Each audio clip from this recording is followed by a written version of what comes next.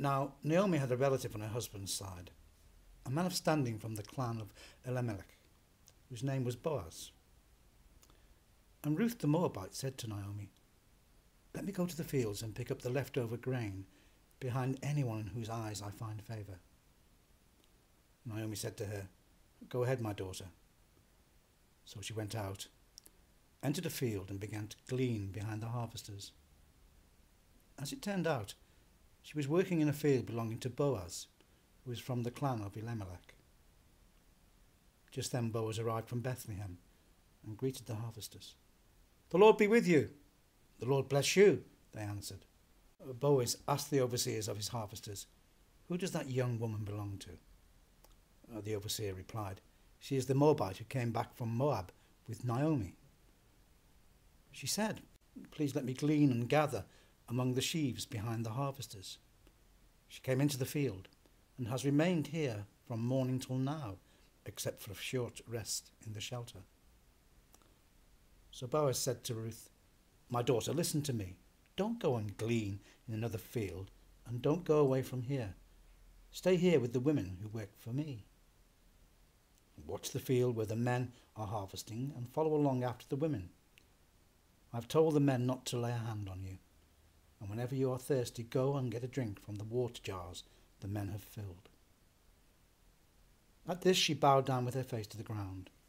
She asked, "Why have I found such favour in your eyes that you notice me, a foreigner?"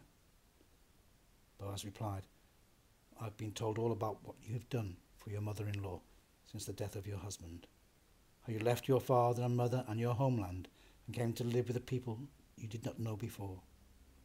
May the Lord repay you for what you have done. May you be richly rewarded by the Lord and God of Israel, under whose wings you have come to take refuge." "May I continue to find favour in your eyes, my lord," she said. "You have put me at ease by speaking kindly to your servant, and though I do not have the standing of one of your servants." At mealtime Boaz said to her, "Come over here, have some bread, and dip it in the wine vinegar." When she sat down with the harvesters, he offered her some roasted grain.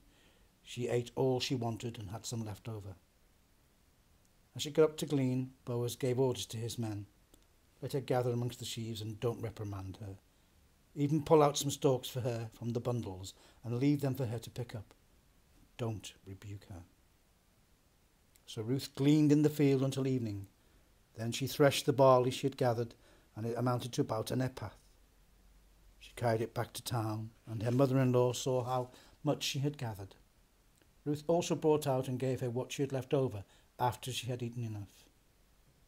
Her mother-in-law asked her, "Where did you glean today? Where did you work? Blessed be the man who took notice of you."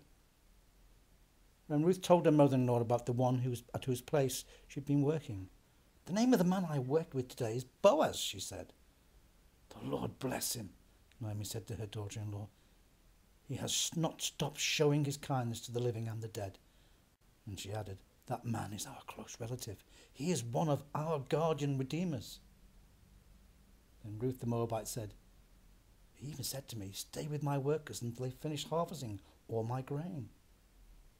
Naomi said to Ruth, her daughter-in-law, "It will be good for you, my daughter, to go with the women who work for him, because in someone else's field you might be harmed." So Ruth stayed close to the women of Boaz to glean until the barley and the wheat harvest were finished, and she lived with her mother-in-law.